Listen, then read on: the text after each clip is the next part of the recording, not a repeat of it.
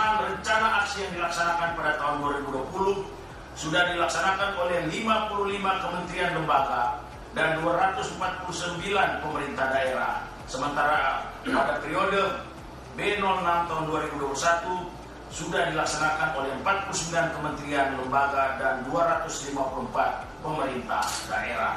Adanya pandemi COVID-19 sejak Maret 2020 menimbulkan pengaruh pada hampir seluruh aspek kehidupan masyarakat, termasuk perekonomian nasional, kebijakan refocusing dan realokasi anggaran belanja kementerian lembaga pemerintah daerah untuk penanganan COVID-19 dan dukungan program pemulihan ekonomi nasional menyebabkan anggaran untuk mendukung program P4GN mengalami penyesuaian sehingga mempengaruhi juga pencapaian target rencana aksi nasional.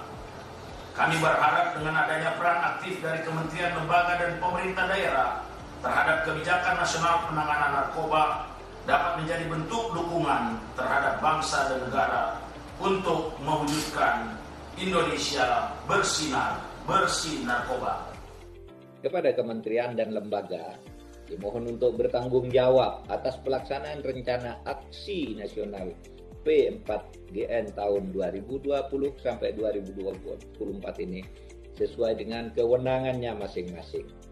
Pun kepada gubernur dan bupati wali kota, dimohon juga untuk bertanggung jawab atas pelaksanaan rencana aksi nasional P4GN tahun 2020-2024 di daerahnya masing-masing dengan berkoordinasi dengan Kementerian Dalam Negeri.